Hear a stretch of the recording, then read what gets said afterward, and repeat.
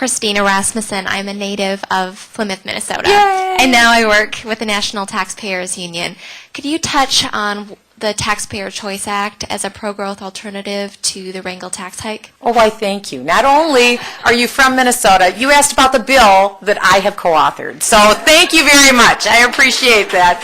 This is a bill that I'm so proud of, and I'm so glad it's been getting great attention in the Wall Street Journal and the New York Post, and it is co-authored by Paul Ryan, by John Campbell, and by Jeb Henserling. You don't get in much better company than that. So I'm thankful. The four of us came up with this bill. This is our alternative to Charlie Rangel's mother of all tax increases with alternative minimum tax. Here's our answer. Repeal the alternative minimum tax. Just get rid of it. You don't have to have it. So we have a very technical term in the tax world for ill-advised tax code policy. We call it stupid. And so our answer is to just repeal the alternative minimum tax outright. Now, I want to give you one little factoid here, too. Over the last 40 years in the United States, the federal government has consumed about 18.2% of GDP, the gross domestic product. What's the gross domestic product? That's all the money that's created in the United States every year, through jobs and employment. The gross domestic product, let's say this is gross domestic product, the federal government consumes about 18.2%. So less than a fifth the federal government has consumed. It's been fairly steady.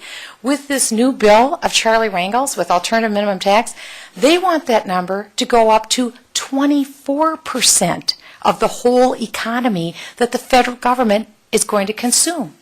Think of that exponential growth. I mean, that is like, Democrats' dream come true. You don't get any better than that. Automatic tax increase instead of 18.2% economy. Now we get to spend 24% of the economy. That's huge. That's what alternative minimum tax is going to do. It's going to be a spike increase. It is taxes on speed dial that they can spend. It will destroy our economy. What we say is, you know what? We don't need to do stupid tax policy. We don't need to have a spike in increases in taxation. Let's just do away with it. We don't need that money. If we do away with alternative minimum tax, we'll still bring in even more than 18.2% of GDP. I think that's enough.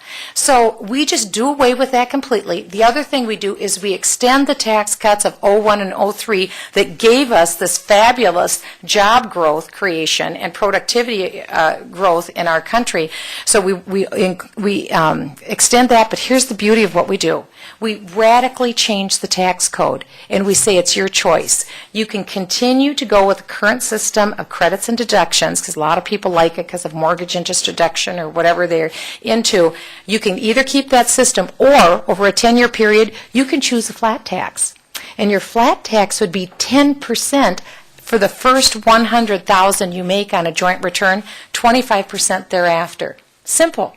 We simplify the tax code, and it's your choice. You can either take a simplified flat tax. Dick Armey is all over this. He loves this bill. Or you can stay with the current system. And we will raise essentially the same amount of revenue that we're raising now, and the tax burden will be spread essentially as it is on the various quintiles of income that people make. So we think it's pretty brilliant, and we're glad that the Wall Street Journal likes it and the New York Post likes it, and that is the antidote to Charlie Rangel. And what we really like is the fact is that he points to our bill as his nemesis, and we love that. That's our badge of honor. So we are the antidote to his current bill, and that's our Taxpayer Choice Act. So we're really excited. I also have the Taxpayer Truth in Accounting Act. That's another bill I just put in. And some really bad news from our Comptroller General, David Walker, is that we're sitting today on $46 trillion in unfunded federal net liabilities. What does that mean? That's all the IOUs. There's really over in Congress, we've got a big walk-in vault, and it's filled with IOUs, and those IOUs are $46 trillion. And that's for Social Security and Medicare. And so when we go in there to open that door up, when all of us turn 65 years of age and 62 years of age and we are expecting our checks, old Mother Hubbard is going to go to that door and look in there for the money to do those payouts. And when she looks in, it's going to be cobwebs and IOUs. That's what's in there. There is no money in the Social Security Trust Fund. There's IOUs in there. How are we going to pay these obligations? How are we going to pay these promises? Well, in a very unique accounting gimmick, the federal government doesn't have to show on its balance sheet its liabilities.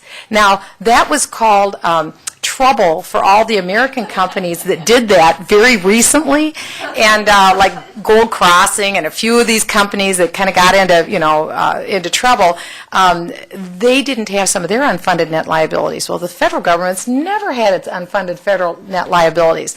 Well, we wouldn't even be talking about S-chip, the radical expansion of the welfare state through socialized medicine. We wouldn't even be talking about that if on our balance sheet we had to show $46 trillion in unfunded net liabilities. So what that does is it kind of throws cold water on all of these great desires and urges to spend more money. And that's really what we want to do, is make Congress take a cold shower every morning before they go and decide to spend more money. And that's what the Truth in Accounting Act does. So.